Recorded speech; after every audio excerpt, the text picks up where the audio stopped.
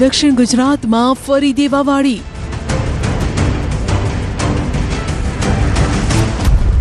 નવસારીને કરી દીધું પાણી પાણી.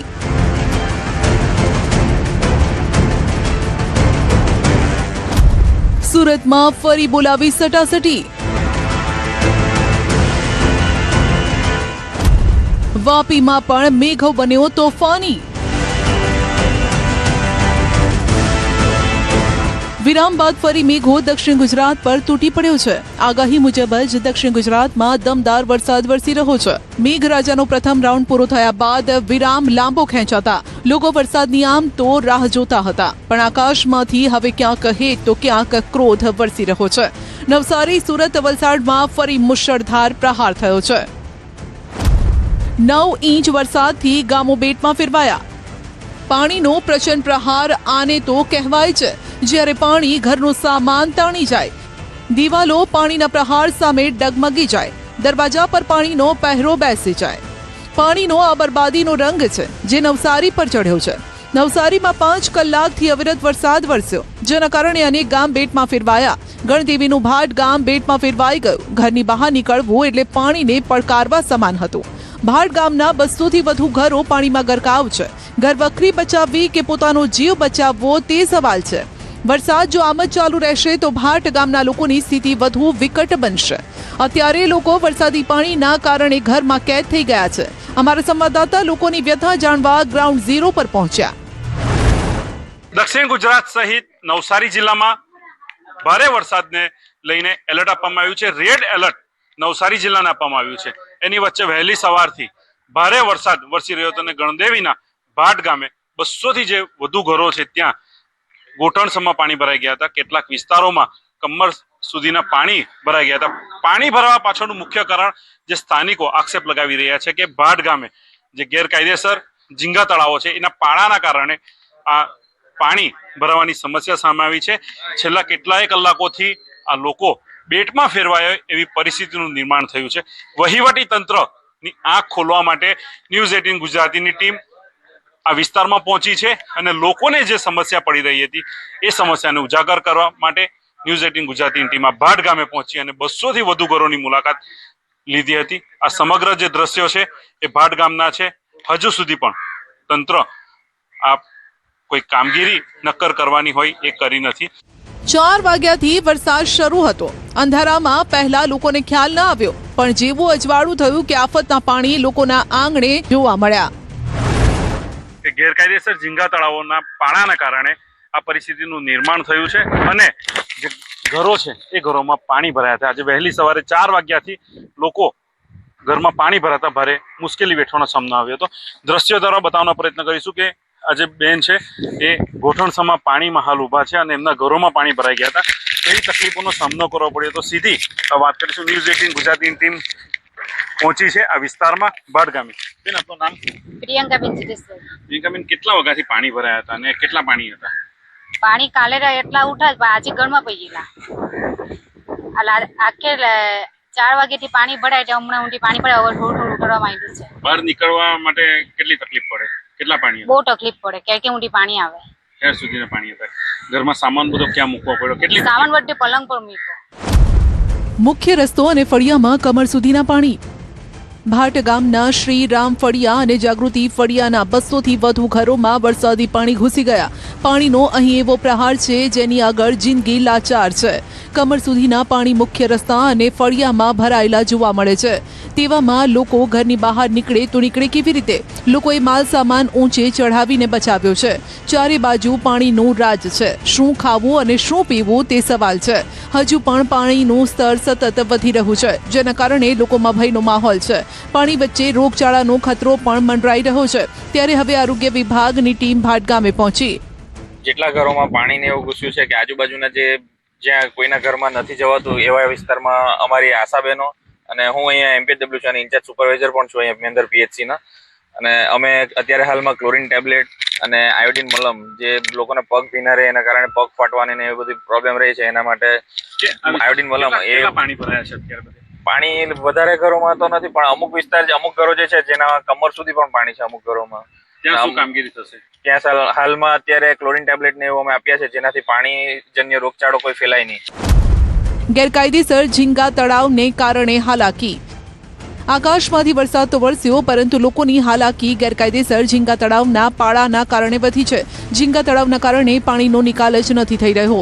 તંત્રએ ગેરકાયદેસર ઝીંગા તળાવ સામે આંખ આડા કાન કર્યા, જેનું પરિણામ હવે આપની સામે છે.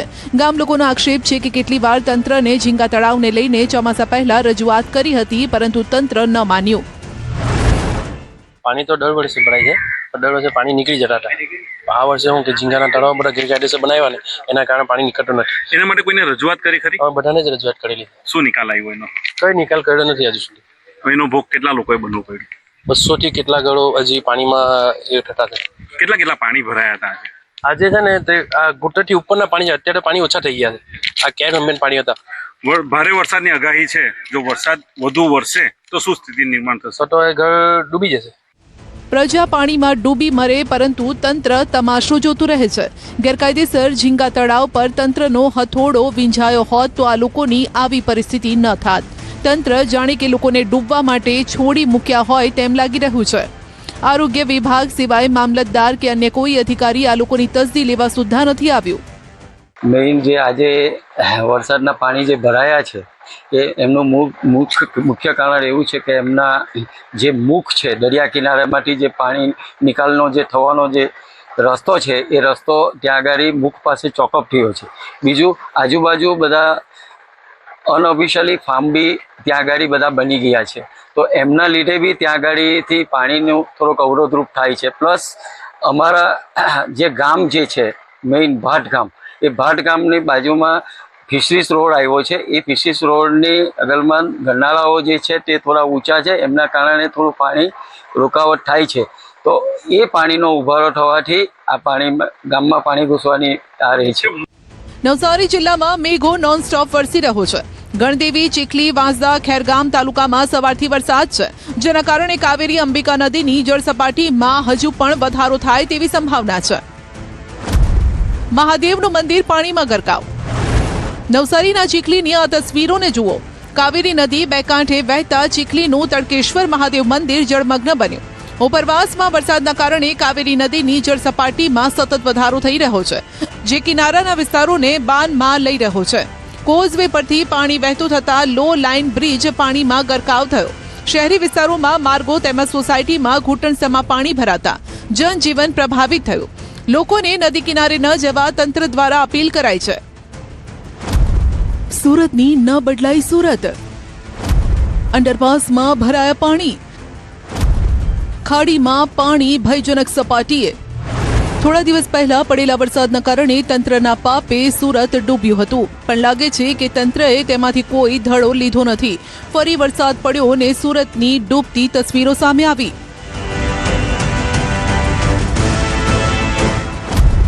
અંડરપાસ પાણીમાં ગરકાવ. પાણી ભરાતા ઠેર ઠેર ટ્રાફિક જામ. વીઆઈપી રોડ થયો પાણી પાણી. વરસાદ શરૂ થાય અને સુરતમાં ધોધમાર હાલાકી પણ શરૂ થઈ જાય છે. ઉધના અને લિંબાયતને જોડતો અંડરપાસ વરસાદ શરૂ થતાં જ પાણીમાં ગરકાવ થયો.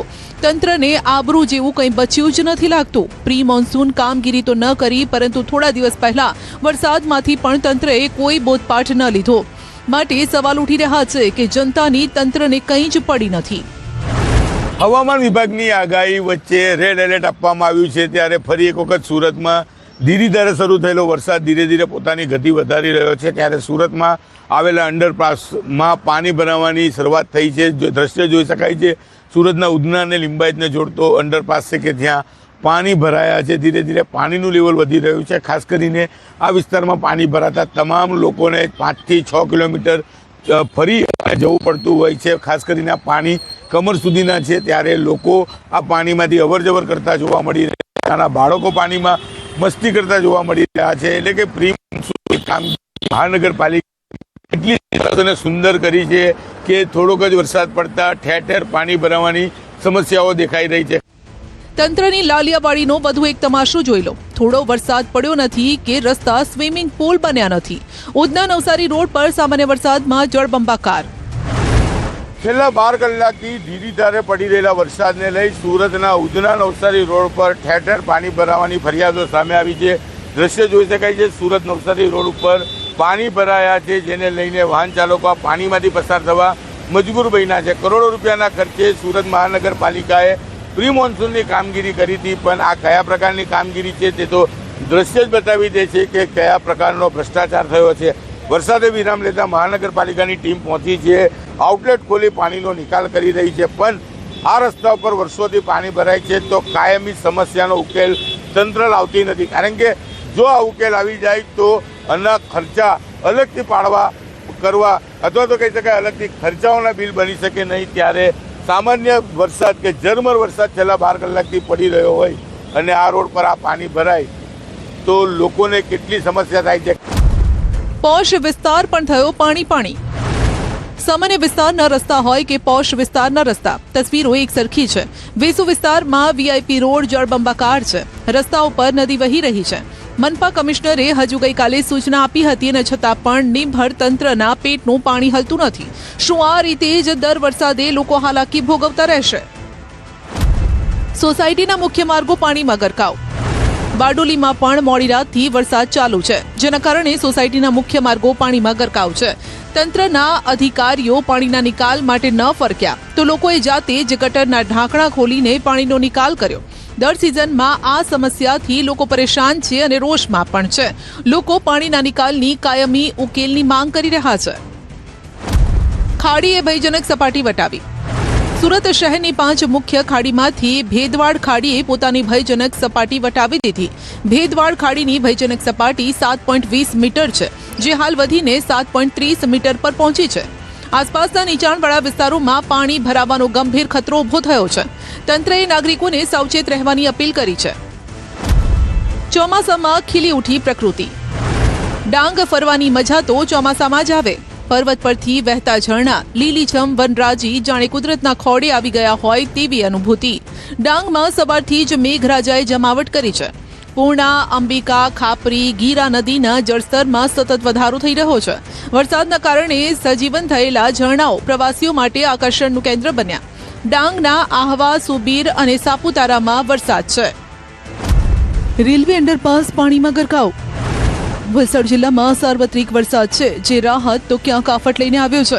વાપીમાં ભારે વરસાદના કારણે રેલવે અંડરપાસ પાણીમાં ગરકાવ થયો, જેના કારણે નોકરી ધંધે જતા લોકોને હાલાકીનો સામનો કરવો પડ્યો. વરસાદ પડ્યો નથી કે અંડરપાસ પાણી ભરાવાના કારણે બંધ થયો નથી. વારંવાર સર્જાતી આ સમસ્યાના કારણે સ્થાનિકો ત્રસ્ત છે. રાત્રે વરસાદના કારણે અંડરપાસમાં પાણી ભરાતા બોલેરો પિકઅપ વાન અટવાઈ ગઈ હતી. પિકઅપ વાનને દોરડા વડે બાંધીને ભારે જહેમત બાદ બહાર કાઢવામાં આવી. बारिश थोड़ा ही हुआ, बारिश बाहर का पानी आता है पूरा पीछे से, उधर का पानी आता है, उधर से पानी आता है, आके भर जाता है. दिक्कत पानी भर जाता है, इसके लिए दिक्कत है. बाकी कोई दिक्कत नहीं, अच्छा बना है, ऐसा कुछ नहीं. વાપીમાં 2 કલાકમાં 2 ઇંચ જેટલો વરસાદ ખાબક્યો. શહેરના મોટાભાગના વિસ્તારોમાં વરસાદ છે અને રસ્તા પર નદી વહેતી હોય તેવા દ્રશ્યો છે.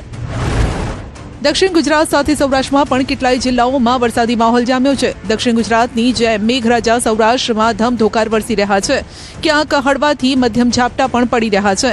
ખેડૂતોને સારા વરસાદની આશા બંધાઈ ગઈ છે. જૂનાગઢમાં સતત 3જા દિવસે ધીમી ધારે વરસાદ વરસ્યો. ભવનાથ અને દાતારમાં વરસાદથી રસ્તા પર પાણી ફરી વળ્યા. ગીર સોમનાથના વેરાવળ, કોડીનારના ગ્રામ્ય પંથકમાં ભારે પવન સાથે હળવો વરસાદ પડ્યો. પોરબંદરના બરડા પંથકમાં પણ વરસાદના કારણે ખેડૂતોના ચહેરા પર ખુશી છે. 48 કલાકમાં સૌરાષ્ટ્રમાં સારો વરસાદ. સૌરાષ્ટ્રમાં છૂટો છવાયો વરસાદ પડી રહ્યો છે, પણ રાહ સારા ધોધમાર વરસાદની છે. ખેડૂતોની આ રાહ 48 કલાકમાં પૂરી થવાની અંબાલાલની આગાહી છે. આગામી 48 કલાકમાં સૌરાષ્ટ્રના ભાગોમાં વરસાદ થવાની શક્યતા રહેશે અને હાલમાં જોવા જઈએ તો એક વરસાદી વહન આવી રહ્યું છે. આમ તો તારીખ 21-22થી વરસાદી વાતાવરણ બની જશે, પરંતુ તારીખ 24, 25 અને 26 જુલાઈમાં લગભગ 27 જુલાઈ સુધીમાં મહેસાણાના ભાગોમાં, ઉત્તર ગુજરાતના ભાગોમાં ભારેથી અતિ ભારે વરસાદ થવાની શક્યતા રહેશે. સૌરાષ્ટ્રના અન્ય ભાગોમાં તો આગામી 48 કલાકમાં વરસાદી ઝાપટા પડવાની શક્યતા રહેશે. દક્ષિણ ગુજરાતના ભાગોમાં ભારેથી અતિ ભારે વરસાદ થવાની શક્યતા રહે. 30 જુલાઈથી બીજી વરસાદી સિસ્ટમ. જુલાઈના અંતમાં પણ બીજી વરસાદી સિસ્ટમ બની રહી છે. અંબાલાલનું માનીએ તો આ સિસ્ટમના કારણે 30 જુલાઈથી 2 ઓગસ્ટમાં ધોધમાર વરસાદનો રાઉન્ડ આવશે. આ ઉપરાંત 30મી જુલાઈથી 2 ઓગસ્ટ વચ્ચે પણ એક સિસ્ટમ બની રહી છે, જેનો માર્ગ દક્ષિણાવર્તી રહેવાની શક્યતા છે. આ માર્ગના લીધે પણ ગુજરાતના ભાગોમાં વરસાદ થવાની શક્યતા રહે. એટલે લગભગ નર્મદા ડેમની ઊંચાઈ હવે ધીરે ધીરે વધવાની શક્યતા રહે અને 80% અને લગભગ આમ નામ વાહનો આવ્યા કરે તો આ બંધ પૂરેપૂરો ભરાઈ જવાની શક્યતા રહે. 2 દિવસ ક્યાં ભારે વરસાદની આગાહી. હવામાન વિભાગે પણ દક્ષિણ ગુજરાતમાં નવસારી, વલસાડમાં ભારેથી અતિભારે વરસાદની આગાહી કરી છે. ઉપરાંત સુરત, તાપી, ડાંગ, દમણ અને દાદરા નગર હવેલીમાં પણ ઓરેન્જ એલર્ટ અપાયું છે. મધ્ય ગુજરાત અને સૌરાષ્ટ્રના કેટલાક જિલ્લામાં યલો એલર્ટ આપવામાં આવ્યું છે. રાજ્યમાં અપર એર સાયક્લોનિક સર્ક્યુલેશન અને ટ્રફ લાઇન સક્રિય થઈ છે, જેના કારણે મેઘરાજા ધડબડાટી બોલાવશે. काल भी heavy to very heavy with extremely heavy rainfall का वार्निंग दिया गया है. जो रेड वार्निंग जो एक्सट्रीमली हैवी रेनफॉल डिस्ट्रिक्ट आ रहा है नवसारी, वलसाड, दमन, दादरा नगर हवेली के लिए दिया गया है. वेरी हैवी रेनफॉल का वार्निंग ऑरेंज वार्निंग के साथ दिया गया है छोटा उदयपुर, सूरत, नर्मदा, डांग और तापी के लिए दिया गया है. और yellow warning Sabarkantha, Gandhinagar, Kheda, Ahmedabad, Anand, Baroda and Bharuch के लिए दिया गया है. इसके साथ कोस्टल में आज जो पवन का दिशा है मेनली दक्षिण पश्चिम दिशा से पवन चलेगा, स्थिति बने रहेगी. Due to active monsoon condition के कारण स्ट्रॉन्ग विंड चलेगी 25 से 30 नॉट. गस्टिंग जो रहेगा स्पीड 25 नॉट तक होने का संभावना रहेगा.